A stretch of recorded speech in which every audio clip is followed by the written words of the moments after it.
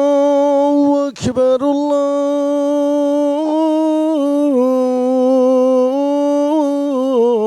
الله أكبر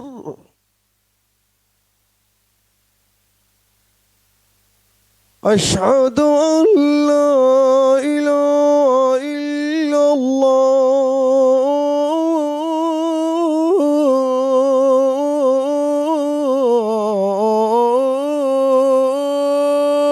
الله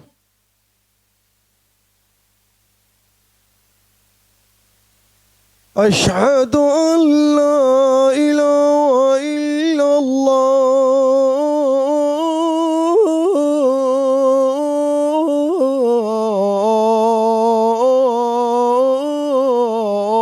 الله أشهد أن محمد رسول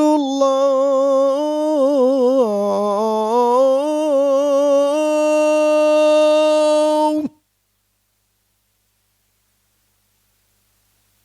أشهد أن محمد رسول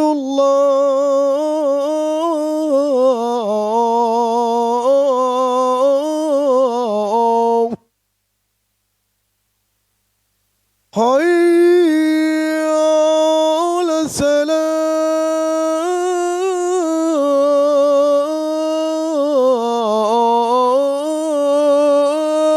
السلام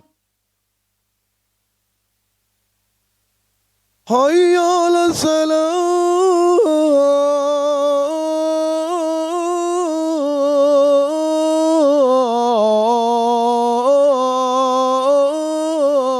السلام حي على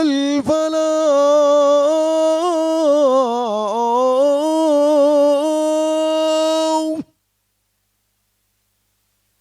حي على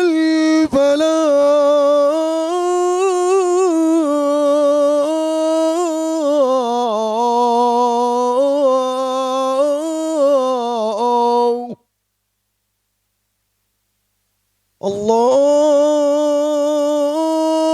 الله أكبر الله أكبر لا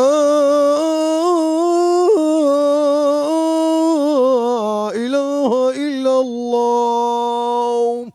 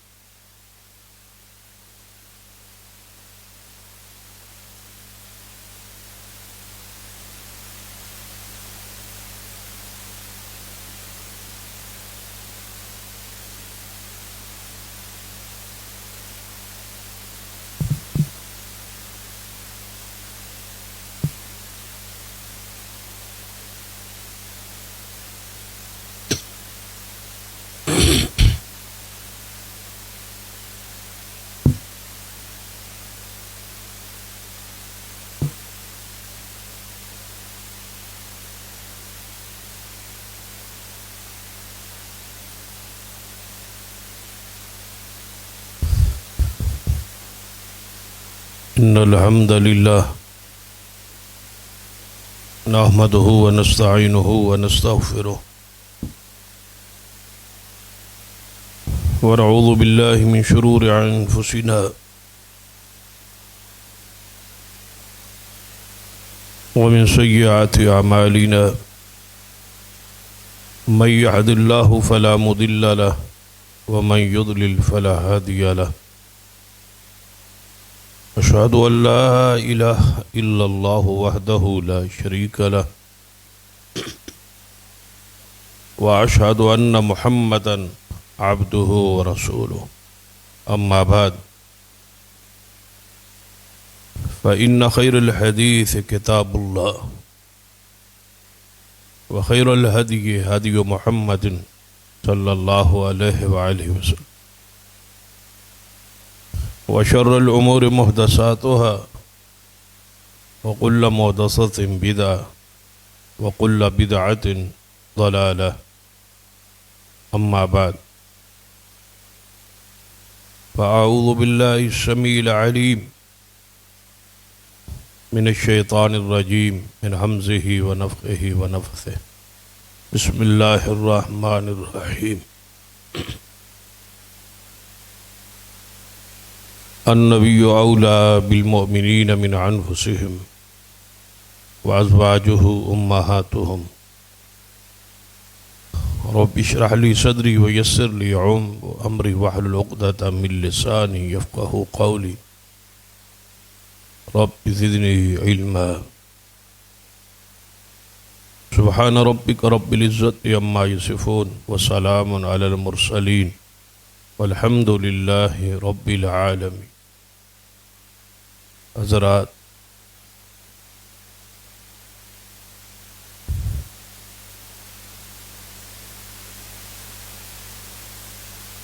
ہمارا موضوع چل رہا تھا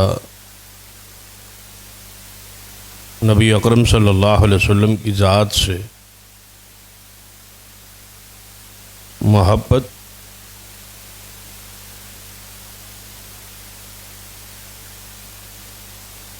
کے تقاضے کیا ہے اور اس کی علامات کیا ہے.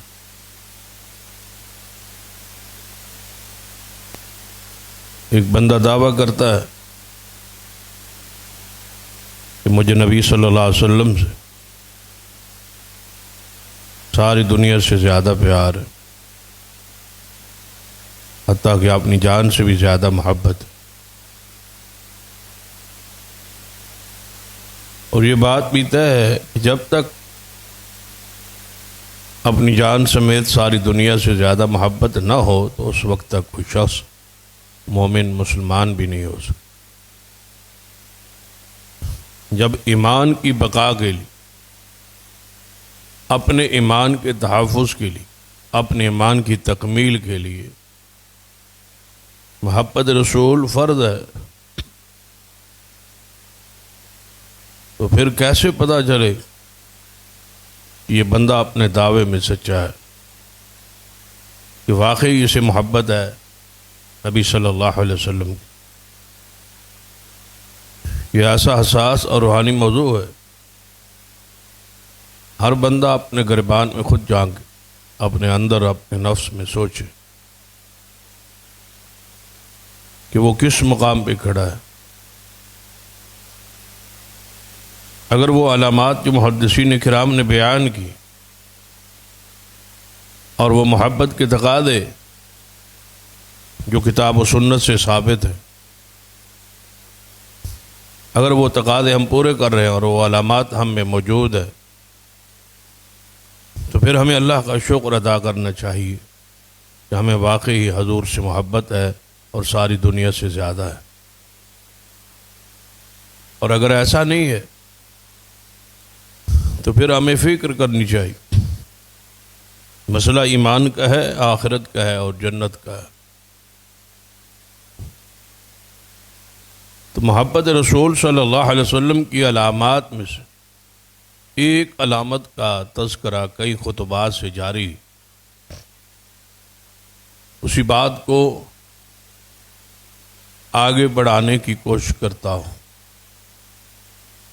کہ جسے محبت ہوتی ہے وہ نبی علیہ الصلوۃ والسلام کا جو دیدار ہے، آپ کی جو ملاقات ہے، آپ کی جو زیارت ہے، آپ کا جو ساتھ ہے، اس کی اسے شدید تر تڑپ ہوتی، اور ساری دنیا سے زیادہ اسے جب محبت ہے تو پھر اس کی تڑپ بھی، کیونکہ کوئی دنیا میں محب ایسا نہیں جو محبوب کو ملنا نہ چاہے. ہر محب کی آخری خواہش، آخری چاہت اپنے محبوب سے وصال ملاقات ہوتی. تو جب ہمیں ساری دنیا سے محبوب آپ ہے تو پھر آپ کی زیارت اور دیدار اور ساتھ کے لیے بھی ہمیں تڑپتا رہنا چاہیے. اور یہ بات بھی بیان ہو چکی کہ آپ کی زیارت اور دیدار محبان رسول جن صحابہ کرام رضوان اللہ علیہ مجمعین کہا جائے شدید خواہش رکھتے تھے اور وہ یہ شرف پا گئے اور اس کا حق ادا کیا. محبت رسول کی ساری علامات صحابہ کرام میں موجود اور اس کے جتنے تقاضے تھے ہر صحابی رسول نے ان تقاضوں کو پورا کیا اور بدرجہ اتم پورا کیا. وہ محبت میں کامل تھے اور ساری علامات ان میں وہ موجود تھی جو ایک محب رسول میں شریعت کو درکار ہے یا کتاب و سنت میں بیان کی گئی. اور اتنی محبت تھی کہ آگے عقیدے کے پہرے داری تھی یا نبی علیہ الصلوۃ والسلام کے عقیدے کا فہم جو صحابہ کو دینا چاہتے تھے وہ دیا تب جا کے غلو سے محفوظ رہے. کہ حضور نے روکا تھا کہ محبت کی یہ حد ہے اس حد کو آپ نے کراس نہیں کر. تو صحابہ کرام رضوان اللہ علیہ مجمعین اس حد کے اندر اندر رہے اور غلو سے اپنے آپ کو پاک رکھا اور محفوظ رکھا. اور نبی علیہ السلام نے سمجھا دیا تھا کہ اپنے آپ کو غلو سے بچانا ہے. اور یہ بھی آپ نے فرما دیا تھا کہ تم سے پہلی قومیں اپنے انبیاء کی شان اور مقام میں غلو کی وجہ سے ہلاک تباہ اور برباد ہو اور دائرہ شرک میں وہ چلی. لہذا مجھ سے محبت تو فرض ہے، اس کے تقاضے بھی ہیں، اس کے علامات بھی ہیں، لیکن اس کی ایک حد ہے وہ شریعت نے خود طے کر دی، مقرر فرما دی. جہاں جہاں رسول اللہ صلی اللہ علیہ وسلم چاہا کہ صحابہ کرام رضوان اللہ علیہ مجمعین کے لیے محبت رسول کی حدود طے کر دو، آپ نے وہ وضاحت کر دی، آپ نے وہ بیان فرما. یہ شرف صحابہ کرام کو نصیب ہو گئے کہ وہ دنیا میں حضور کی دیدار سے اور زیارت سے پہرا ور ہوئے. اب رہ گئی بات تابعین سے لے کر آج تک اور آج سے لے کر قیامت تک آنے والے لوگوں کہ ہمیں محبت رسول تو ہے، ہم دعوے دار بھی ہیں، اللہ کا کرم بھی ہے ہم پر کہ ہم محبت رسول رکھتے، لیکن دیدار اور زیارت ہمارے پاس دو ہی طریقے رہ گئے جس سے حضور کی زیارت ہوگی اور دیدار ہوگی. ایک انداز یہ ہے کہ اللہ رحمت اور فضل کرے اور خواب میں رسول اللہ کی زیارت نصیب ہو جائے. اس میں ہماری خواہش ہونی چاہیے، ہماری تڑپ ہونی چاہیے، ہماری زندگی اتنی پقیدہ ہونی چاہیے، کثرت سے درود و سلام ہونا چاہیے تاکہ اللہ تعالیٰ رحمت کرے اور دنیا اندر ہی عالم رؤیا میں خواب میں حضور کی زیارت نصیب ہو جائے. اور اگر ایسا نہ ہو تو پھر سب سے بڑی بد نصیبی اس شخص کی ہوگی جو قیامت والے دن حضور کی زیارت سے محروم رہے اور عالم آخرت میں، عالم برزخ میں حضور کی ملاقات سے محروم رہے. کیونکہ اس پر ہم بیان کر چکے کہ جو ہی بندے کو موت آتی ہے اسی دن اسی لمحہ اس بندے کو اگر نیک اور صالح ہو اور اگر محبت میں سچا ہو تو اللہ تعالیٰ اس کو اپنے پیارے بندوں میں سے ملاقات، دیدار اور ان کی صحبت اور مجلس عطا کر دیتا ہے. اور اس میں سر فرست جو اللہ کے سب سے محبوب بندے ہیں وہ محمد صلی اللہ علیہ وسلم. اس پر کئی دلائل بھی ہم نے بیان کی، ان سب کی طرف ذرا اپنے گزشتہ خطبات اپنے ذہن میں رکھے کہ اسی دن جو ملاقات کی واقعات اور احادیث تھی وہ میں نے آپ کے سامنے بیان کی۔ صحابہ کرام رضوان اللہ علیہ مجمعین کے دنیا کے اندر اور برزخ کے اندر اور قیامت والے دن تینوں جہانوں تینوں عالمین کے حوالے سے یہی خواہش ہوتی تھی کہ حضور سے ملاقات ہو، حضور سے دیدار ہو، حضور کی زیارت نصیب ہو جائے۔ ہم موت کا تو انتظار کرتے ہیں لیکن موت کے بعد کے جو احوال ہیں ان پر توجہ نہیں کرتے یا اس میں خواہش نہیں رکھتے کہ حضور سے ملاقات ہونی، آپ کا دیدار ہونا ہے۔ جب یہ ہمارا ایمان اور عقیدہ پختہ ہو جائے کہ موت کے بعد حضور سے ملاقات ہے تو پھر سمجھو کہ موت کے سارے غم، موت کے سارے دکھ، موت کی آمد یا آثار ہم پر ظاہر ہوں تو پھر بندے کو ڈر نہ لگے، پریشانی نہ ہو، کیونکہ جن لوگوں سے وہ چھوڑ کے جا رہا ہے اس سے اعلیٰ ترین لوگوں میں وہ جا رہا ہے۔ موت کیونکہ فنا کا نام نہیں ہے، زندگی کا نام ہے، موت کے بعد ہی تو زندگی ہے، اسے ہی زندگی کہا جاتا ہے۔ یہ تو دارالامتحان ہے جہاں ہم سے گزر رہے، یہ تو ایک مسافر کا انداز ہے کہ عالم ارواح سے چلے ہوئے ہیں اور عالم برزخ آخرت کی طرف جانا ہے۔ یہ تو ایک راستہ ہے، ایک پل ہے جس کو ہم عبور کر رہے ہیں۔ اور حدیث پاک میں بھی آتا ہے کہ جب بندہ جنت میں جائے گا تو اس سے پوچھا جائے گا، اس کو ایسے محسوس ہوگا کہ دنیا کی زندگی ایک جھٹکا ہی تھا، ایک لمحہ ہی تھا جس سے میں گزر کے یہاں پہنچ گیا ہوں۔ اور جو بندہ جہنم میں چلا جائے وہ ایسے محسوس کرے گا کہ میں پتہ نہیں کتنی صدیاں جو ہے دنیا میں رہ کے آیا ہوں، اور چونکہ وہ عذاب میں ہے، پکڑ میں ہے، گرفت میں ہے۔ بندہ بھول جاتا ہے پچھلے دکھ اور مصائب۔ اگر بندہ سکھ پالے، سکون پالے، اطمینان ہو جائے تو پھر جب نیک لوگوں کی ملاقات ہو جائے تو موت پچھلوں کے لیے دکھ ہے، پچھلوں کے لیے غم ہے، پچھلوں کے لیے تکلیف ہے۔ جو جا رہا ہے اسے کوئی غم اور کوئی پریشانی نہیں، اسے تو فرشتے آگے دنیا میں کہہ دیتے ہیں ان الذین قالوا ربنا اللہ ثم استقاموا تتنزل علیہم الملائکہ اللہ تخافوا ولا تحزنوا وابشروا بالجنۃ التی کنتم توعدون۔ انہیں دنیا میں آگے فرشتے کہہ دیتے ہیں غم نہیں کرنا، ان دونوں لوگوں کو چھوڑنے کا، اولاد کو چھوڑنے کا، والدین کو چھوڑنے کا، دنیا کو چھوڑنے کا غم نہیں کرنا۔ پہلے اپنے ذہن سے غم نکال لو کہ جن کو چھوڑ کے جا رہے ہو ان کو چھوڑو، ان کا غم ختم کرو، اور جس جہان میں آ رہے ہو اس سے ڈرو نہیں۔ اللہ تخافوا ولا تحزنوا، آگے آنے سے ڈرنا نہیں ہے، پیچھے جو چھوڑ رہے ہیں ان کا غم نہیں کرنا۔ تو یہ خوشخبری ہے کہ تیرے لیے جنت تیار کی گئی، تیرے لیے یہ رحمت ہے، انعامات ہے۔ جن کو تو چھوڑ کے جا رہا ہے اس سے اعلیٰ ترین صحبت اور مجلس آگے موجود ہے۔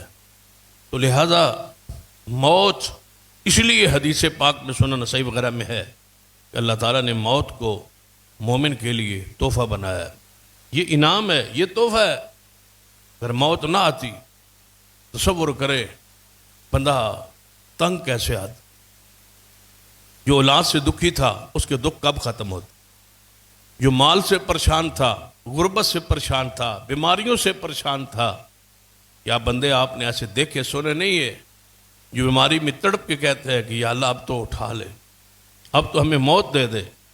تو اس کا مطلب بندہ تھک جاتا ہے، ایک جہان میں رہ رہ کے انسان تھک جاتا ہے، ایک ماحول میں رہ رہ کے تھک جاتا ہے۔ پھر دکھی انسان جو ہے وہ تو اور پریشان ہوتا ہے کہ یہ دکھ کب ختم ہوگی، بیماریاں کب ختم ہوگی۔ تو اس لیے موت تحفہ ہے، انعام ہے۔ اگر موت نہ آتی تو یقین جانو گھروں میں بوڑھے وجود جو تھے وہ خشک ہو جاتے، گل سڑ جاتے، اور انہیں کوئی پوچھنے والا نہ ہوتا۔ یہ حالت، یہ کیفیت ہوتی گھروں میں، اگر دادے پڑدادے اور پیچھے نسلیں سارے گھر میں موجود ہوتی تو وہ کیسے گزارا کرتے، آپ کیسے گزارا کرتے۔ تو موت اللہ کی طرف سے تحفہ ہے۔ تحفۃ المومن الموت. حضور فرماتے ہیں مومن کے لیے تحفہ اللہ نے موت کو رکھا ہے. تو مومن کے لیے جب یہ تحفہ ہے تو پھر اس تحفے کو قبول کر. تحفہ بنایا کس نے ہے, دیا کس نے ہے, اللہ نے. اور بلایا کدھر ہے, اپنے پاس. راضیۃ مرضیہ. اور رکھے گا کن لوگوں میں, فادخلی فی عبادی. اور جگہ کون سی ہوگی, وادخلی جنت.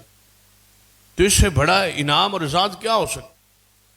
تو صحابہ کرام رضوان اللہ علیہ مجمعین کی سب سے بڑی خواہش اور چاہت دنیا میں حضور کی ملاقات تھی, دیدار تھا کہ حضور کی صحبت مل جائے.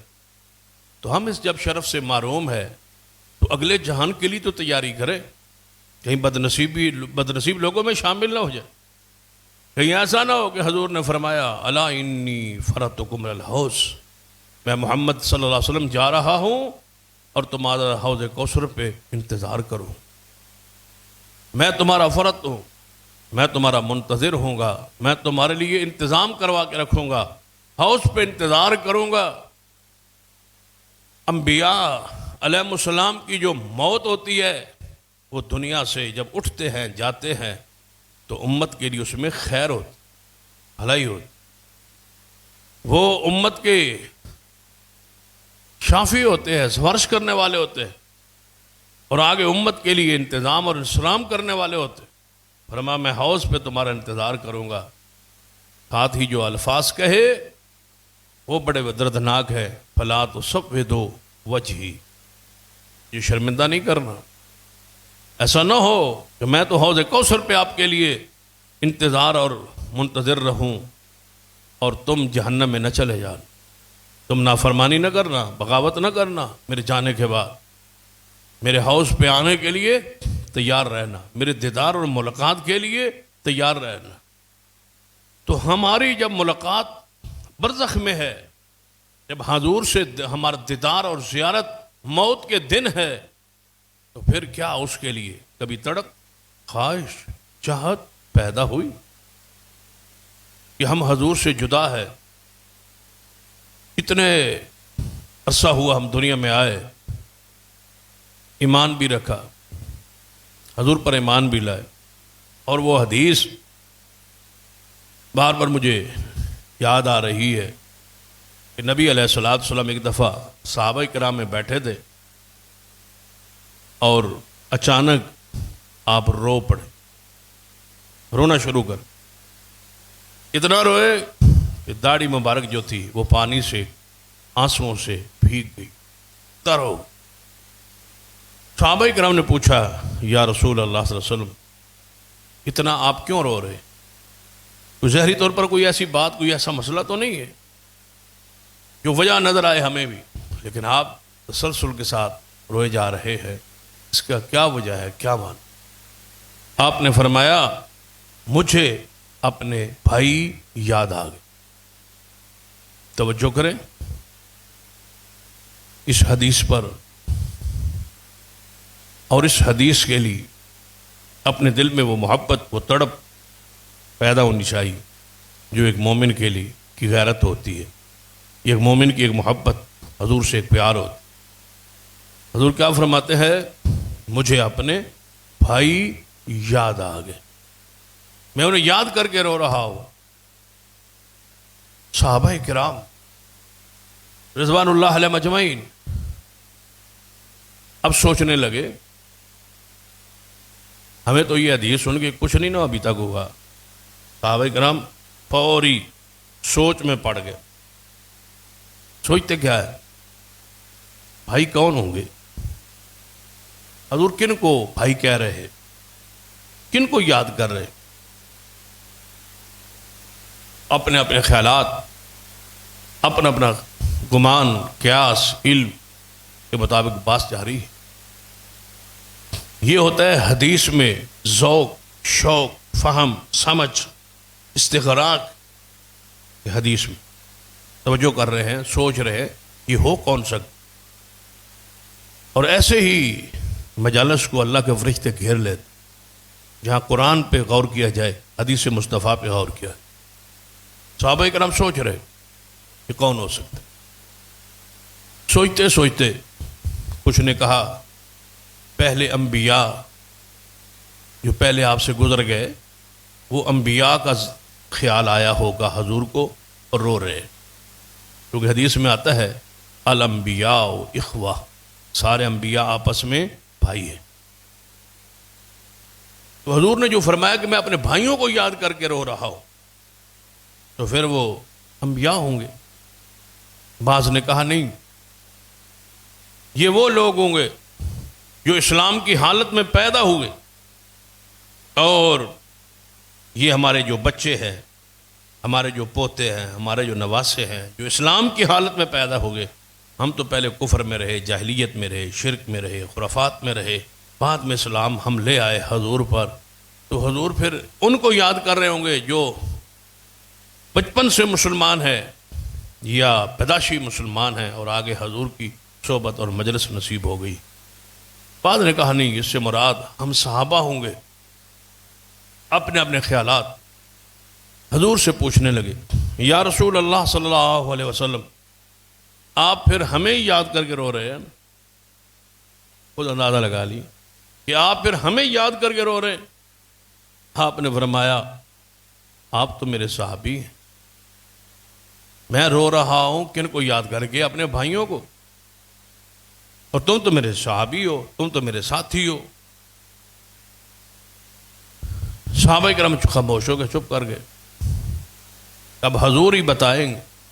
فرمایا محبوب جی پھر کون ہے آپ کا بھائی جن کو آپ یاد کر رہے ہیں؟ وہ لوگ کون ہیں؟ وہ کون ہے خوش نصیب؟ فرمایا میرے صحابہ، تم تو میرے ساتھی اور صحابی ہو، تم نے کئی معجزات دیکھے،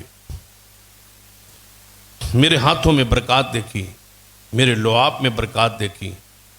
میں نے لعاب کو کنویں میں ڈالا، وہ کڑوا تھا، وہ میٹھا ہو گیا۔ میں نے ہانڈی میں ڈالا لعاب، تو ہانڈی میں سالن بڑھ گیا۔ آٹے میں ڈالا تو آٹا بڑھ گیا۔ کئی معجزات دیکھے۔ تم تھوڑے تھے، میدان جہاد میں فرشتے آسمانوں سے آئے، تمہاری مدد کی۔ کئی مرتبہ جبریل انسانی صورت میں آیا اور تم نے دیکھا، اور میں نے تمہیں بتایا کہ یہ جبریل ہے۔ بڑے بڑے معجزات آپ نے دیکھے، لیکن میرے بھائی تو وہ ہیں جنہوں نے کچھ بھی نہیں دیکھا، ابھی دنیا میں آئے ہی نہیں، ابھی دنیا میں نہیں آئے، پیدا نہیں ہوئے، لیکن مجھ پر ایمان ایسے رکھیں گے جیسے تم رکھتے ہو۔ میرے معجزات کو مانیں گے، میری آیات کو مانیں گے، میری احادیث کو مانیں گے۔ جو کچھ میں نے کہا، جس پر تمہارا ایمان ہے، اس پر ان کا ایمان ہوگا۔ وہ میں محمد کے بھائی ہے، میں انہیں یاد کر کے رو رہا ہوں کہ انہیں مجھے ملے تو نہیں ہے، لیکن ایمان تم جیسا لائے۔ بتاؤ یہ کون ہے؟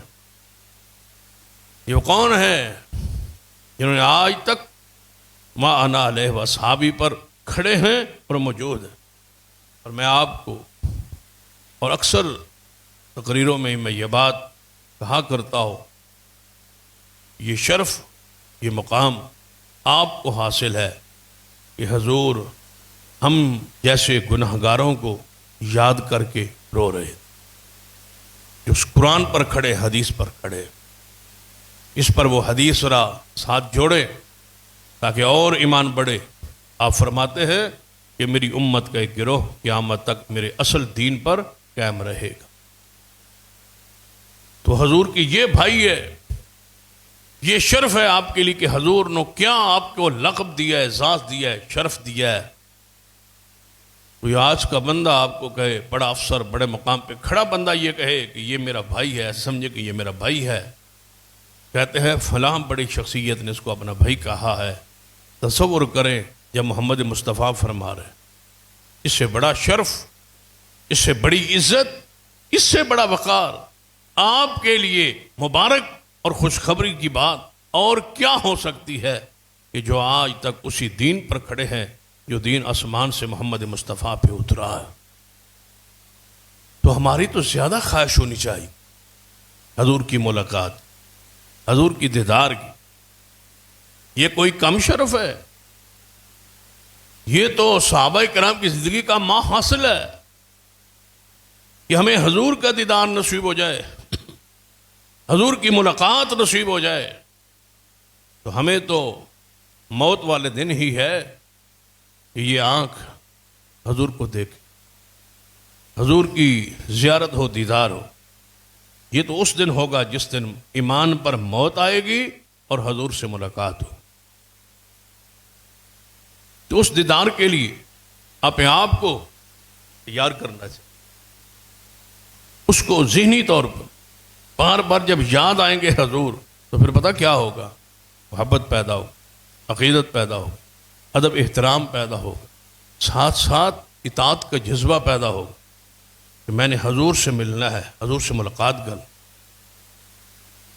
اس سے بڑا بد نصیب کون ہے جو مر کے بھی آرام نہ پائے اور حضور کی زیارت نصیب نہ ہو، سالہ سال عذاب میں، گرفت میں، پکڑ میں، عذاب میں، جہنم میں جلتا رہے۔ کب قیامت قائم ہوگی، برزخی زندگی کتنی لمبی ہے، رب کے سوا کون جانے۔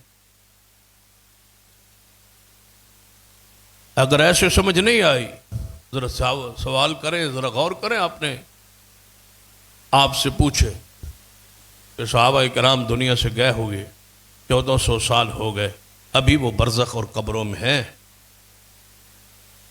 ان پر تو اللہ کی رحمت ہے، وہ انعام میں ہے۔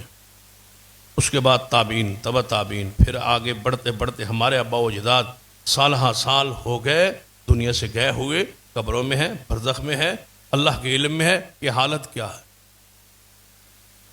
یہ اس کی رحمت ہے کہ اس نے قبر کی کیفیت برزخ میں رکھی ہے، پردے میں رکھی، کسی کو بتایا نہیں ہے۔ اگر بتا دیتا تو کیا ہوتا؟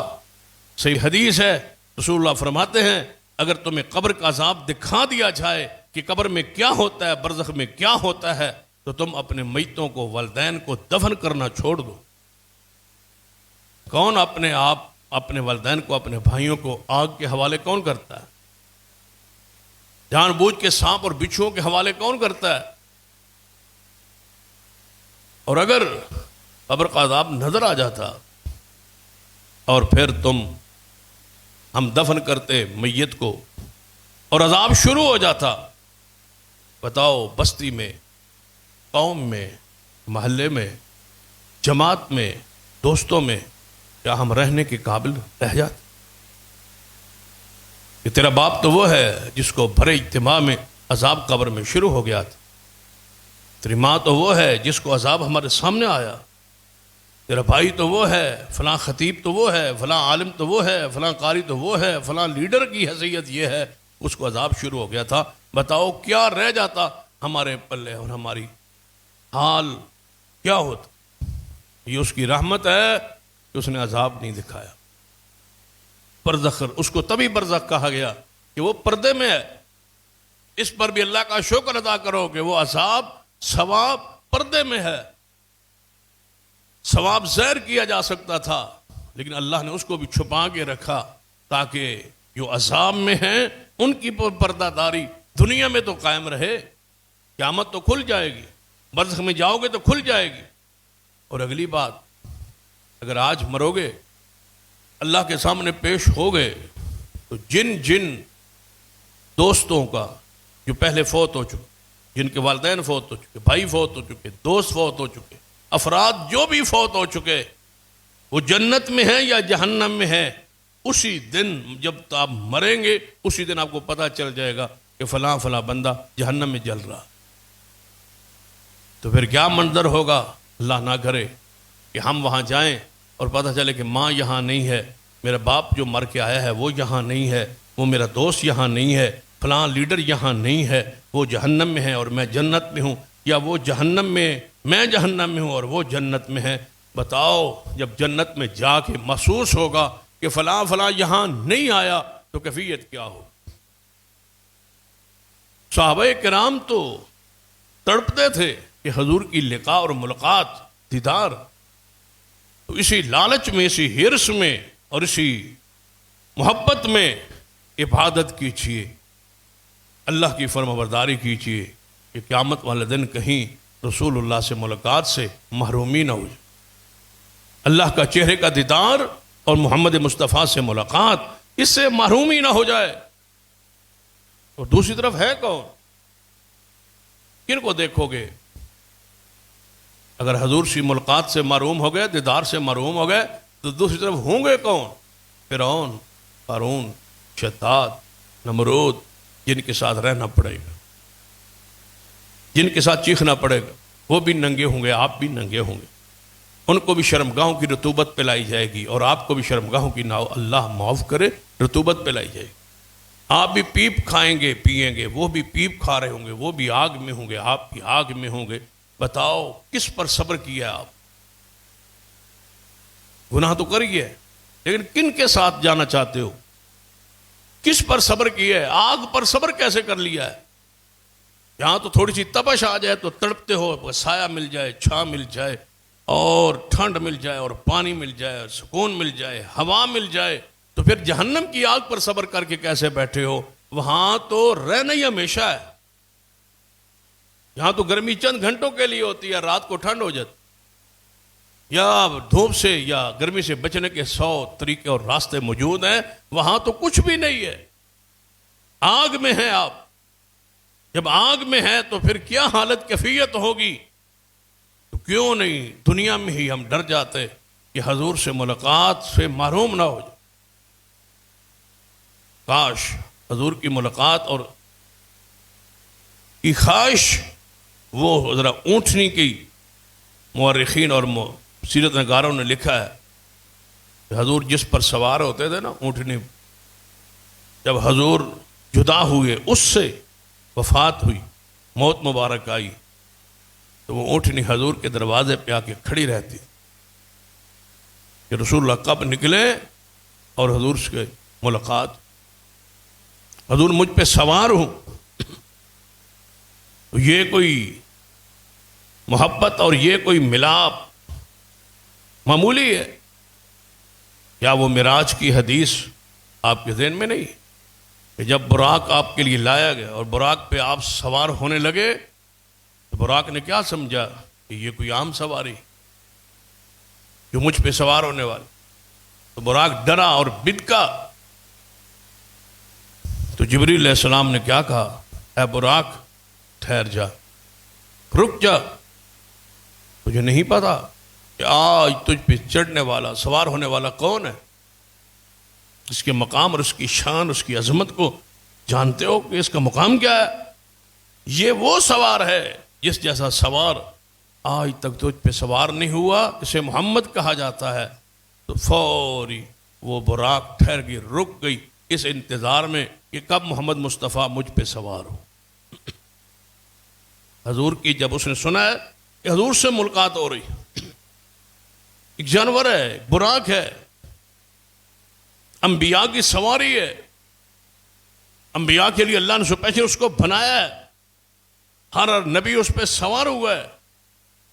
لیکن جب محمد مصطفیٰ اس پر سوار ہوئے تو پھر وہ سواری دوبارہ اس پہ کوئی سوار نہیں ہوا، آخری نبی محمد مصطفیٰ ہی.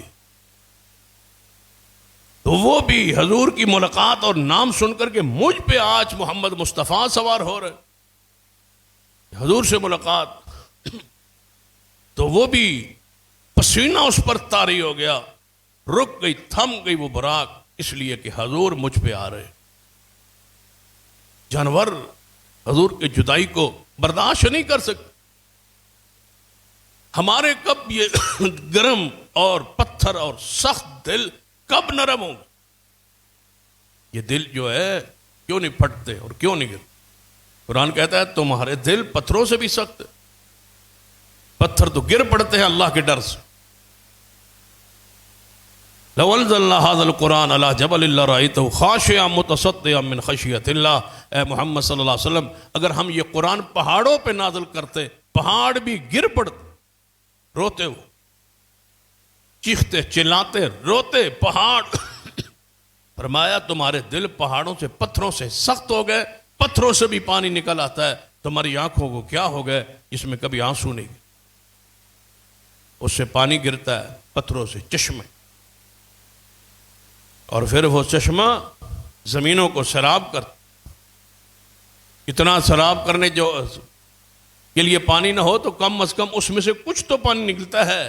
اگر دوسروں کو فیض نہیں پہنچا سکتے، دوسروں کو جو ہے وہ اگر آپ آباد نہیں کر سکتے، دوسروں تک بات نہیں پہنچا سکتے، تو کم از کم آپ نے آپ کو تو اتنا روو کہ تمہارے لیے جہنم کی آگ تو ٹھنڈی ہو جائے، اور حضور کی محبت کی تڑپ میں کہ حضور سے ملاقات ہو۔ براق تو خوش ہے کہ مجھ پہ محمد مصطفیٰ سوار ہو، اور وہ صحیح البخاری کی وہ حدیث کہ نبی علیہ السلام وہ کھجور کے خشک تنے کے ساتھ ٹیک لگا کے خطبہ دیتے۔ کھجور کا تنا ہے اور خشک ہے، سوکھا ہوا، زمین میں گاڑا ہوا، حضور کے محراب کے پاس، حضور کے مصلی پاک کے پاس جب ممبر نہیں تھے تو نبی علیہ السلام اس کے ساتھ ٹیک لگا لیتے تھے، اس پہ ہاتھ رکھ کے خطبہ دے دیتے۔ تو ایک عورت نے چاہا، صحابیہ نے، کہ حضور کے لیے اونچی جگہ کرنے کے لیے بات کو تاکہ دوسروں تک آواز جائے تو میں حضور کے لیے ممبر نہ بنا۔ تو اس عورت نے حضور سے پیغام بھیجا کہ یا رسول اللہ صلی اللہ علیہ وسلم، میں یہ چاہتی ہوں کہ آپ کے لیے لکڑی کا ممبر بنایا جائے۔ حضور نے قبول کر۔ یہ مائیں بہنیں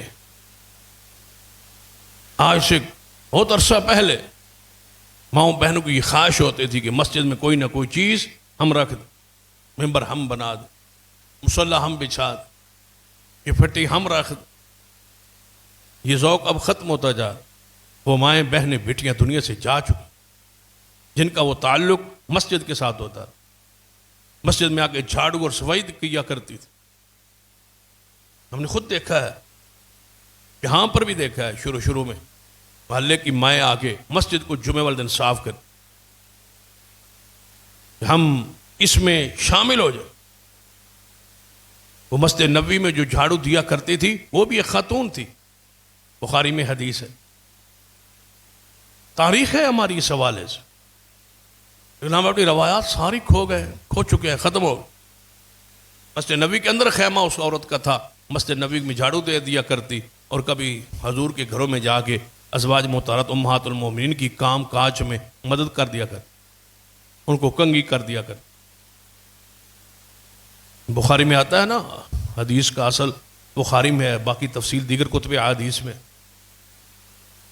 کہ وہ سیدہ عائشہ رضی اللہ تعالیٰ کے بال سوار رہی تھی، کنگھی کر رہی تھی، تو اس نے اپنی پرانی تاریخی ایک واقعہ بیان کیا، وہ سرخ موتیوں کے ہار والا دن، وہ ایک لمبا واقعہ ہے، لیکن اشارہ یہ کر رہا ہوں کہ ام المومنین کے گھر میں وہ کام کر رہی، ان کے بال سوار رہی، مسجد نبوی کے اندر خیمہ لگا ہوا ہے، صحابہ اس کو کھانا بیچتے ہیں، سیاہ فام عورت ہے اور مسجد نبوی صاف کر، یہ مائیں بہنوں کا کردار ہوا کر کہ مسجد میں طلباء کے لیے کھانا بھیج دیں، قراء کے لیے، علماء کے لیے کھانا بھیج دیں، کوئی نہ کوئی چیز مسجد میں جا کے رکھ دیں، کوئی قرآن رکھ جاتا، کوئی پارے رکھ جاتا، کوئی پھٹی رکھ جاتا، کوئی کرسی رکھ جاتا، کوئی ممبر بنا جاتا۔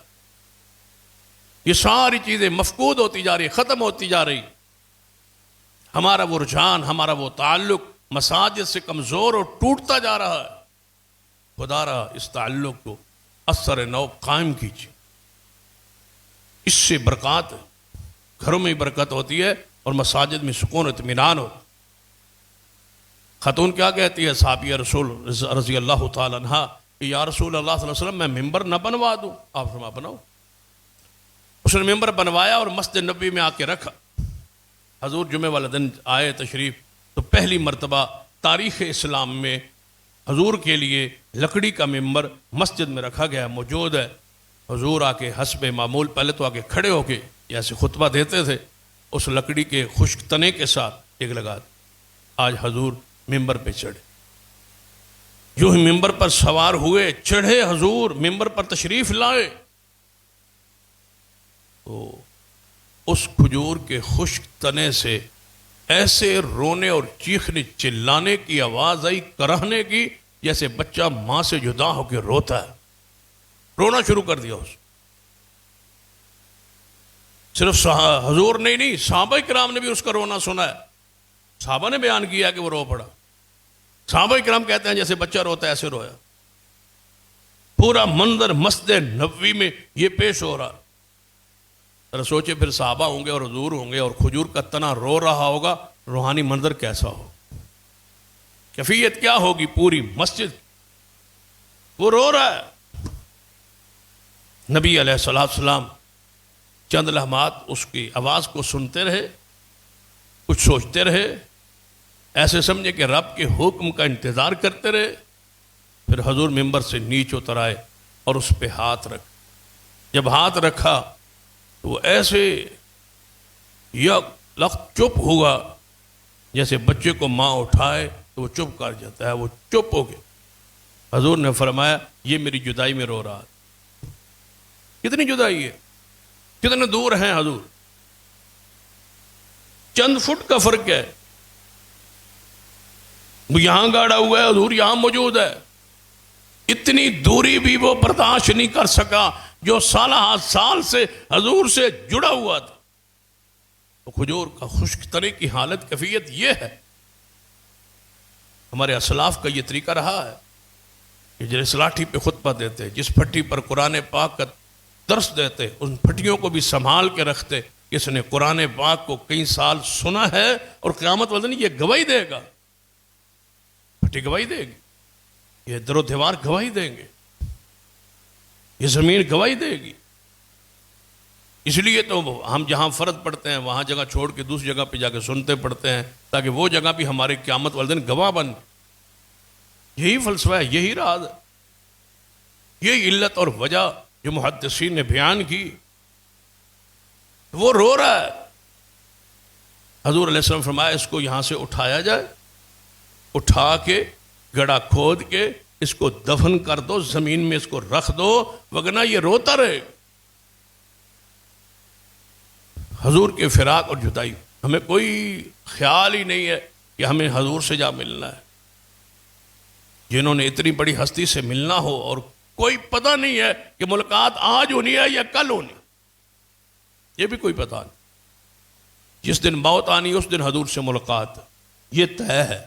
اب موت کب آنی ہے نہ میرے علم میں ہے نہ آپ کے علم میں ہے. تو جو انتظار میں ہو, ویٹنگ روم میں ہو, انتظار میں ہو, ابھی اعلان ہوا اور حضور سے ملاقات ہوگی, ابھی موت آئی, تو پھر جو انتظار میں ہو وہ بغیر سامان تیار کیے بیٹھے رہتا ہے, تیار رہتا. کسی وقت بھی کال آ سکتی, کسی وقت بھی آواز آ سکتی, کسی وقت بھی ملاقات ہو سکتی ہے, کسی وقت بھی بلایا جا سکتا. وہ تو ادھر ادھر نہیں جاتا, نہیں بھٹکتا, وہ سیدھا رہتا ہے کہ محمد مصطفیٰ سے ملاقات ہونی ہے, رب کا دیدار ہے, حضور کا دیدار ہے. سیدنا زید بن حارثہ رضی اللہ تعالی جو حضور کے غلام تھے, سیدہ خدیجہ کی طرف سے آپ کو ملے تھے. یہ زید رضی اللہ تعالی یہ جو غلام تھے حضور کے, کہیں بکتے بکاتے آ گئے تھے, حضور کے غنانے میں تھے, حضور کو یہ مل گئے. تو پھر کیا ہوا تھا, اس کو تلاش کرتے کرتے اس کے والدین مکہ مکرمہ میں پہنچ گئے. حضور سے آپ ملے, بتایا گیا کہ آپ کا بیٹا غلام ہے لیکن ہے محمد مصطفیٰ کے پاس. آپ کی اخلاق کی, آپ کی شان کی شور سن کے آ گئے. جب حضور کے پاس آئے کہنے لگے آپ کے پاس زید ہے. فرمایا ہاں ہے, میں اس کا باپ ہوں اور یہ اس کا چاچا. ہم اپنے بیٹے سے ملنے اور لینے آئے, ہمارا بچہ سالہ سال سے گم ہے, ہمیں پتہ چلا ہے. تلاش کرتے کئی ملک, کئی علاقے, کئی قصبے ہم نے تلاش کر مارے, یہاں تلاش کرتے کرتے پہنچے, ہمیں یہاں خبر ہوئی ہے کہ ہمارا بیٹا یہاں ہے. حضور نے فرمایا ہاں میرے پاس ہے. وہ بلایا گیا سیدنا زید رضی اللہ عنہ, حضور کے سامنے وہ بھی آ گئے, چچا بھی بیٹھا ہے, باپ بھی بیٹھا. فرمایا زید جانتے ہو ان کو, پہچانتے ہو ان کو؟ جی ہاں یا رسول اللہ صلی اللہ علیہ وسلم, بچپن میں ہوش حواس میں تھا جب میں گھروں سے نکلا اور میں یہ بولا اور یہاں سے بکتا بکاتا یہاں پہنچ گیا. یہ میرا باپ ہے اور یہ میرا چچا ہے. فرمایا تجھے لینے آئے اور لینا آپ جانا چاہتے ہو تو محمد مصطفیٰ کی طرف سے کھلی اجازت, جا سکتے ہو. باپ الگ میں جا کے منتیں سماجتے کر رہا ہے, چچا الگ سمجھا رہا ہے. زید نے کیا کہا, میں بھی آتا جاتا رہوں گا, آپ بھی آتے جاتے رہیں گے, یہ ہو سکتا ہے, لیکن محمد کو چھوڑ کے آ جاؤں یہ نہیں ہو سکتا. جو محبت, جو پیار یہاں پایا ہے، وہ کہاں ہے والدین کی گود؟ کہاں ہے وہ والدین؟ یہ ہے اصل وہ محبت کی علامات جو ایک مومن میں ہوں تو تب مومن ہے آپ. اگر یہ نہیں ہے تو خام خیالی ہے آپ کی کہ آپ ایمان کے دعوے میں سچے. اگر یہ کیفیت ہے، یہ انتظار ہے، یہ تڑپ ہے، یہ چاہت ہے کہ حضور سے ملاقات ہو، تو پھر حضور کی صحبت اور مجلس نصیب ہو. زید انکاری ہے، والدین کے ساتھ نہیں جانا، میں نے محمد مصطفیٰ کے پاس رہنا. جس کے والدین سے بچھڑا ہوا بندہ ہو، سال ہاں سال بعد والدین ملیں، وہ تو ساختہ دوڑتا ہے. لیکن یہاں وہ ملاقات، وہ شرف جو اور کسی کو حاصل. ایک اور انداز بھی ہے ملاقات کا، اگر اس پہ ذرا غور کر لیں.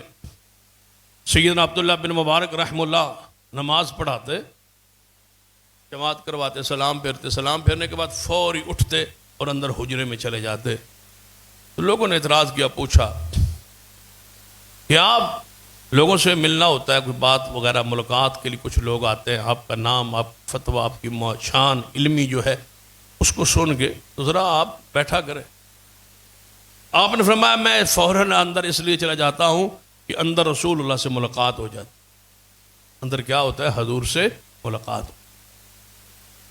اب کوئی بندہ عقیدے میں خرابی والا ہوتا تو وہ کہتا با اندر حضور موجود ہیں، حاضر ناظر ہے، اتنا بڑا بزرگ ہے، اندر جا کے حضور سے ملتے.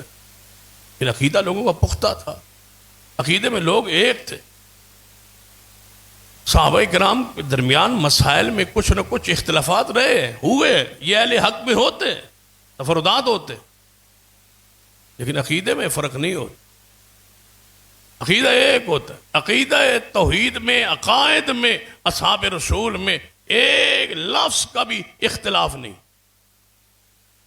اور یہی شرف آج اس اللہ کی زمین پر مسلک اہل حدیث کو حاصل ہے کہ مسائل میں اختلاف ہو سکتا ہے، تفردات ہوتے ہیں علماء، حدیث کا فہم میں فرق ہوتا ہے. ایک عالم کہتا ہے اس حدیث کا یہ معنی ہے، دوسرا کہتا ہے اس کا یہ بھی معنی ہے. اس معنی میں فرق آنے سے فہم میں اختلاف ہو گیا، ہم کہتے ہیں یہ فلاں عالم کا یہ تفرد ہے، اس مسئلے میں وہ الگ ہے. لیکن عقیدہ پوری دنیا کے جس کونے میں کوئی عالم اہل حدیث ہوگا، عقیدے میں ایک لفظ کا بھی اختلاف نہیں ہوگا. ایسے اتفاق ہے جیسے صحابہ کرام کا تھا. عقیدے میں کوئی اختلاف نہیں. نظم کا ہو سکتا ہے، تنظیم کا ہو سکتا ہے، سیاسی نوعیت کے اختلافات، نظم کے اختلافات ہو سکتے ہیں، عقیدے میں نہیں. اور اس کو ایک محدث نے بڑے پیارے انداز سے بیان بھی کیا ہے. فرماتے ہیں میں اس تڑپ میں ہوا کہ دنیا میں بہت سارے گروہ ہیں، تو کون سا ان سارے گروہوں میں حق پر کون ہے، میں اس پڑتال میں، اس تحقیق میں پڑ گیا اور سوچنے لگا. کہتے میں سوچنے کے بعد، پڑھنے کے بعد، مطالعہ کے بعد اس نتیجے میں پہنچا ہوں کہ مسلک اہل حدیث جو ہے یہ حق ہے. آگے لکھتے ہیں وجہ کیا ہے؟ فرماتے ہیں میں نے سارے گروہوں کو پڑھا، ان کے عقیدے میں اختلافات ہیں، نام ایک ہے، پہچان ایک ہے، امام ایک ہے، عقیدہ الگ الگ. یا ہمارے ملک میں ایسا نہیں ہے؟ یہ حنفی مسلک کی کتنی شاخیں، کتنے گروہ ہیں، کتنے عقائد میں اختلاف ہے، ایک دوسرے پر شرک اور کفر کے فتوے، امام ایک ہے سارے حنفی، لیکن عقیدے میں زمین آسمان کا اختلاف ہے، کفر اسلام کا اختلاف ہے، شرک توحید کا اختلاف ہے. اسی طرح سارے جتنے فرقے ہیں ان کے اندر عقیدے میں اختلاف ہے. فرماتے ہیں جب میں نے دیکھا تو پھر میں نے سوچا یہ کیسے حق ہو سکتے ہیں جن کا عقیدہ ایک کا الگ ہے، دوسرے کا الگ ہے، تیسرے کا الگ ہے. پھر فرماتے ہیں مسلک اہل حدیث پہ غور کیا تو مجھے عجیب ایک بات نظر آئی کہ دنیا کے مختلف کونوں میں یہ رہتے، نہ زبان ایک ہے، نہ ملک ایک ہے، لیکن ان کی ساری کتابیں پوری دنیا سے علماء کی منگوا لو، عقیدے کے ایک لفظ میں بھی اختلاف نہیں ہو. عرب کے علماء یہاں ان کتابیں عقیدے میں پڑھی جائیں تو ہمارا وہی عقیدہ ہے. ہماری کتابیں وہاں عقیدے میں پہنچ جائیں، وہ پڑھی جائیں، یہی عقیدہ ہے. دنیا کے جس ملک میں ہو ایک عقیدہ ہے. پھر کہتے ہیں مجھے سمجھ آئی یہی وہ عقیدہ ہے جو ایک زبان سے نکلا ہے، اس زبان سے مراد محمد مصطفیٰ کی زبان. وما ينطق عن الهوى ان هو الا وحی یوحی. نبی علیہ الصلوۃ والسلام کی دیدار اور ملاقات، عبداللہ بن مبارک رحمہ اللہ فرماتے ہیں میں اندر چلا جاتا ہوں تاکہ حضور سے اندر ملاقات ہوتی.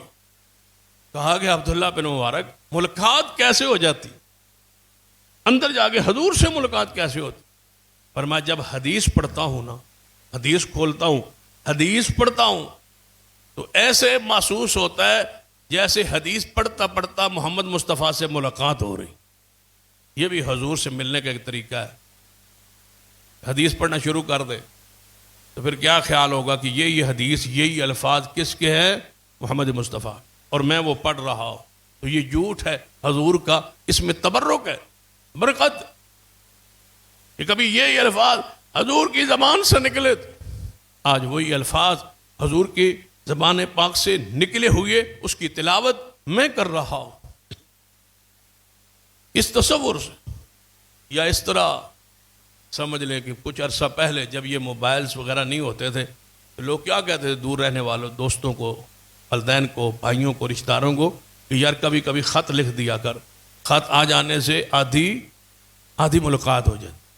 اس کا مطلب ہے خط ملاقات کا ذریعہ تھا تو حدیث بھی محمد مصطفیٰ سے ملاقات کا ذریعہ ہے. حدیث کو پڑھا کر، حدیث کی تلاوت کیا کر. وَاذْكُرْنَ مَا يُتْلَىٰ فِي بُيُوتِكُنَّ مِنْ آيَاتِ اللَّهِ وَالْحِكْمَةِ. اللہ کہتا ہے حضور کی بیویوں کو کہ اس کو پڑھو، اس کو یاد کرو جو تمہارے گھروں میں نازل ہوتی ہے، جو تمہارے گھروں میں پڑھی جاتی ہیں، اللہ کی کتاب بھی اور محمد مصطفیٰ کی سنت بھی اور آپ کی حدیث. بعض نے شاید سے یہ کہا ہے، جو فرق ہوتا ہے نا کہ قرآن وہی مطلوب ہے اور حدیث غیر مطلوب. یعنی جس کی تلاوت ہوتی ہے وہ قرآن ہے، جس کی تلاوت نہیں ہوتی وہ حدیث ہے. لیکن اس آیت سے محدثین نے اور مفسرین نے بہت سارے ایسے ہیں جنہوں نے یہ مانا لیا ہے کہ قرآن بھی وہی مطلوب ہے اور حدیث بھی وہی مطلوب ہے. قرآن کی بھی تلاوت ہوتی ہے، محمد کی حدیث کی بھی تلاوت ہوتی. اس فرق کو بھی بعض محدثین نے قبول نہیں کیا. کہتے ہیں حدیث پڑھی جاتی. جب اللہم باعث بینی آپ پڑھتے ہیں سورۃ فاتحہ سے پہلے تو یہ پڑھی نہیں جا رہی حدیث. سبحانک اللہم پڑھتے ہیں تو یہ تلاوت نہیں ہو رہی حدیث کی. سبحان ربی العظیم جب آپ پڑھتے ہیں یہ حدیث کی تلاوت ہے. حمدن کثیرا طیبا مبارکا فیہا، ہم ربنا ولک الحمد جب پڑھتے ہیں یہ تلاوت ہے. سبحان ربی الاعلیٰ یہ حدیث کی تلاوت ہے. التحیات للہ والصلوات والطیبات یہ ساری حدیث ہے. اشہد ان لا الہ الا اللہ یہ حدیث ہے. اللہم صلی علی محمد یہ حدیث کی تلاوت ہو رہی ہے. اللہم انی ظلمت نفسی ظلما کثیرا یہ حدیث کی تلاوت ہے. نماز میں قرآن بھی پڑھا جاتا ہے، نماز میں محمد مصطفیٰ کی حدیث بھی پڑھی جاتی. تو یہ وَاذْكُرْنَ مَا يُتْلَىٰ فِي بُيُوتِكُنَّ یاد کرو جو تمہارے گھر میں تلاوت کی جاتی ہے اے نبی کی بیویوں من آیات اللہ والحکمہ. اس تقسیم کو بھی بعض علماء نے قبول نہیں کیا. تو یاد رکھی نبی علیہ الصلوۃ والسلام سے ملاقات بہت بڑا شرف ہے. حضور کے ساتھ رہنا. آخر پہ وہ حدیث پڑھتا ہوں کہ ازواج مطہرات رضوان اللہ علیہن اجمعین حضور کی بیویاں مومنوں کی مائیں جب فتوحات ہوئی نا، خیبر کی فتح اور دیگر فتوحات ہوئی، حنین کی، طائف کی، مال غنیمت کا بہت زیادہ آنے لگا، مہاجرین میں تقسیم ہونے لگا، انصار میں تقسیم ہونے لگا، تو ان کی عورتیں نے نان نفقہ میں اخراجات میں اضافہ ہوا. کچھ زیورات کسی نے بنائے، کسی نے اپنے عورتوں نے مال دولت کپڑے یہ چیزیں بنائی. ازواج مطہرات نے محسوس کیا.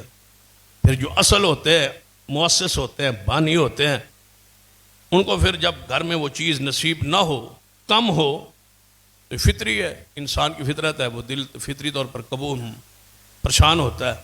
تو ازواج مطہرات نے سوچا یہ سارا کچھ تو جو ہمارے محمد مصطفیٰ صلی اللہ علیہ وسلم مال غنیمت کی کثرت ہے. فلاں عورت نے یہ کپڑے بنا لیے، فلاں عورت نے یہ بنا لیے، فلاں عورت نے زیورات بنا لی. ہم نے حضور کے ساتھ رہ کے آج تک ہمارے پاس وہ فراوانی نہیں ہے. آؤ ذرا مل کے حضور سے عرض کریں کہ یا رسول اللہ ہمارے نان نف کے خرچے میں کچھ اضافہ کرو. نبی علیہ السلام نے اپنے مکان کے اوپر ایک بالا خانہ تھا، اس سٹور بنایا ہوا تھا، وہاں سارا سامان رکھتے تھے جو آتا تھا، اور وہاں سے مہینے کے بعد راشن اپنی ازواج کو برابر دیتے تھے. 9 ازواج اس وقت آپ کے گھر میں حرم میں موجود. 9 ازواج مطہرات نے ایکا کر لیا کہ حضور سے آج ہم نے نان نفقے کے اضافے کا اور زیورات کا مطالبہ کرنا. ساری مل کے کریں گی تو بات بن جائے گی، اکیلی کرے گی ہو سکتا ہے بات نہ مانی. ساری اکٹھی ہو کے عصر کے بعد حضور کا معمول تھا کہ ساری بیویوں کے پاس ایک چکر لگاتے تھے، ایک دفعہ تشریف لے جاتے، پھر واپس مغرب مسجد میں، پھر گھر تشریف لاتے اس گھر میں جس میں آپ کی باری ہو. یہ آپ کی روٹین ہے، یہ روایت، یہ انداز تھا روزانہ کا، حضور کا یہ معمول تھا. عصر کے بعد ساری ازواج مطہرات کے پاس جانا. جب حضور علیہ الصلوۃ والسلام گھر میں داخل ہوئے ایک بیوی کے گھر میں، تو دیکھا ساری ازواج اسی حویلی میں بیٹھی. پتہ تھا نا حضور یہاں سے شروع کرتے ہیں، تو وہ ساری اکٹھی پہلے ہی ادھر آ گئی. نبی علیہ السلام نے جب دیکھا اندر داخل ہوئے، فرمایا السلام علیکم یا اہل البیت، اے گھر والیو، اے اہل بیت، تم پر اللہ کی رحمت سلامتی ہو. آج تم ساری اکٹھی ہو ایک ہی جگہ پر. یا رسول اللہ صلی اللہ علیہ وسلم ہم نے آج ایک بات کرنی آپ سے. فرمایا بتاؤ. فرمایا ہمارے نان میں، نفقہ میں، خرچہ میں، اور ہمارے کچھ زیورات ہمیں لے کے دیے جائیں، ہمارا خرچہ کچھ بڑھایا جائے، کچھ معاملات جو ہیں اس میں اضافہ کیا جائے، اس لیے ہم ساری اکٹھی ہو کے بیٹھی. حضور نے جب یہ دیکھا تو آپ کو ذرا پریشانی ہوئی کہ میرے گھر میں دنیا کی یہ چاہت اور یہ مال کے مطالبہ میرے گھر میں. نبی علیہ الصلوۃ والسلام نے فرمایا اچھا اگر یہ معاملہ ہے نا تو میں آپ سے علیحدگی کرتا ہوں. 1 مہینہ میں تم سے الگ رہوں. 1 مہینے کے لیے آپ نے علیحدگی کر، اسے شریعت کی اصطلاح میں ایلا کہا جاتا، علیحدگی کر لی. بار مشہور ہو گیا کہ حضور نے بیویوں کو طلاق دے دی. صحابہ کرام میں یہ بات مشہور ہو. حضور علیحدہ ہو. سیدنا عمر بھی آئے، انہوں نے پوچھا یا رسول اللہ صلی اللہ علیہ وسلم کیا ہوا؟ اب سنا ہے کہ آپ نے اپنی ازواج کو طلاق دے دی. فرمایا ایسا تو نہیں ہے، لیکن میں نے علیحدگی اختیار کی. ہوا کیا یا رسول اللہ؟ فرمایا یہ ہوا ہے. فرمایا آپ حضور اپنے گھر آئے، اپنی بیٹی حفصہ کو، ام المؤمنین کو بلایا اور مارنے کے لیے تیار ہو گئے. فرمایا تم حضور کو یہ کہتی ہو، حضور کے بارے میں یہ کہتی ہو، حضور سے خرچے کا مطالبہ کرتی ہو. اپنی بیٹی صدیق، سیدنا صدیق حضرت عائشہ کے پاس، لیکن وہ نرم دل تھے، پیار سے محبت سے سمجھا رہے ہیں کہ حضور سے یہ معاملہ کیوں آپ نے ایسا کیا. لیکن حضور 1 مہینہ علیحدہ. جب 29 دن گزرے، ایلا کی مدت پوری ہوئی، 1 مہینے کی قسم تھی وہ پوری ہوئی، حضور سیدھا سیدہ عائشہ کے گھر تشریف لے آئے. خرچہ حضور نے بند نہیں کیا، یہ بات یاد رکھ. نان نفقہ خرچہ بند نہیں کیا حضور، خرچ دیتے رہے. عصر کے بعد جو روٹین تھی وہ اختیار کرتے رہے، ہر گھروں میں آتے رہے، جاتے رہے. بستر صرف رات کا آپ نے الگ فرمایا. خرچہ بند کرنا یہ ظلم ہے. ہماری جب لڑائی جھگڑا ہو تو ہم سب سے پہلے خرچہ بند کر دیں. خرچہ بند کرنا بیوی کا، بچوں کا، یہ حرام ہے، یہ نہیں ہے جائز. غصے میں بھی آگے کیا ہم اپنی برائی کو، گھر میں فحاشی کو، بے حیائی کو دعوت دینا چاہتے کہ وہ خرچہ کسی اور سے لیں اور سے مانگیں. الرجال قوامون علی النساء، آپ حاکم ہیں، آپ کی پابند ہیں اس شریعت کے. اولاد کو، بیوی کو خرچہ دینے کے، گزران کے لیے یہ آپ پابند ہیں. اس میں کوئی کمپرومائز شریعت نہیں کی. حضور دیتے رہے، عصر کے بعد تشریف لاتے رہے، راشن دیتے رہے، نان نفقہ دیتے رہے، بلاتے رہے، بیٹھے رہے. بائیکاٹ کا یہ معنی نہیں ہے کہ بندہ بلانا ہی چھوڑ دے، ناراضگی ایسی نہیں ہے. حضور آتے رہے، لیکن بستر آپ نے الگ کر لیا.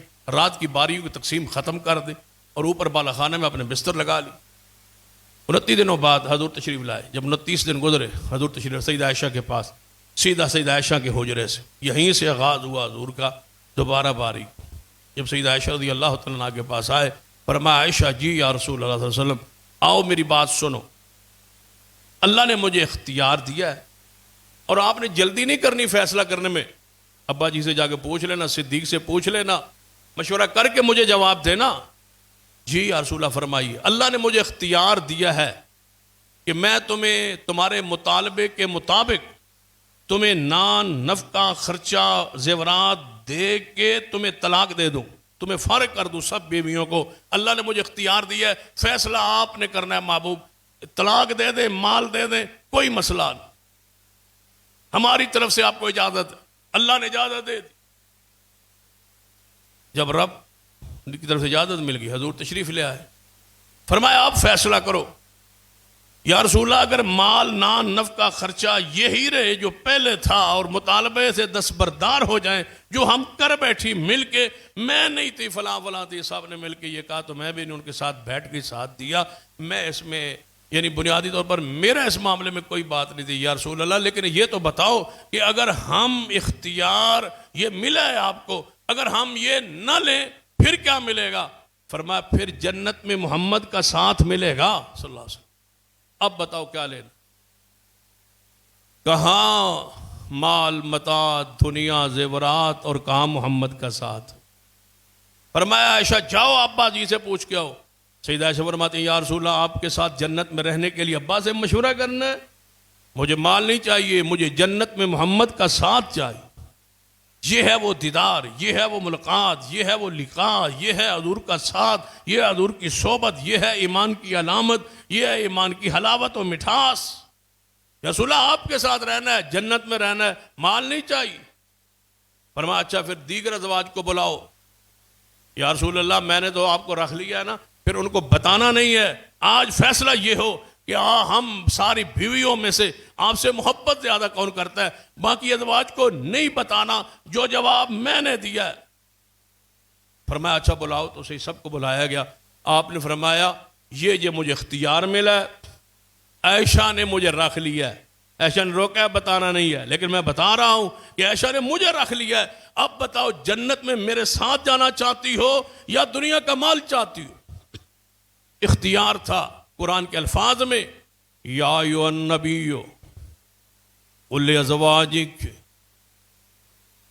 یا ایھا النبی قل لازواجک ان کنتن تردن الحیاۃ الدنیا وزینتها فتعالین امتعکن واسرحکن سراحا جمیلا۔ اے نبی فرما دیجیے اپنی ساری بیویوں کو، آؤ تمہیں مال دے کے زینت دے کے، دنیا چاہتی ہو مال لے جاؤ، طلاق لے جاؤ، فارغ ہو جاؤ اچھے طریقے سے۔ وَإِن كُنتُنَّ تُرِدْنَ اللَّهَ وَرَسُولَهُ وَالدَّارَ الْآخِرَةَ، اگر اللہ اور اس کے رسول سے محبت چاہتی ہو، اللہ کے رحمت کے ساتھ، محمد مصطفیٰ کے ساتھ جنت میں رہنا چاہتی ہو، وَالدَّارَ الْآخِرَةَ آخرت کا گھر جنت میں چاہتی ہو، تو پھر نان نفقے سے ہٹنا پڑے گا، محمد مصطفیٰ کو پسند کرنا پڑے گا، پھر تمہارے لیے بہت بڑا اجر ہے۔ بتاؤ کیا چاہتی ہو؟ ساری ازواج نے کہا ہمیں دنیا نہیں چاہیے، ہمیں محمد مصطفیٰ کا ساتھ چاہیے، جو ہو گیا سو ہو گیا، ساتھ چاہیے رسول اللہ کا۔ یہ ہے وہ تڑپ جو ایک مومن میں ہونی چاہیے کہ یہ تڑپ ہے تو آپ مومن ہیں، نہیں ہے تو اپنے ایمان کا گیلا کرے، محاسبہ کرے۔ اللہ مجھے اور آپ کو توفیق عطا فرمائے۔ اقول قولی ھذا واستغفر اللہ لی ولکم ولسائر المسلمین وآخر دعوایا الحمدللہ۔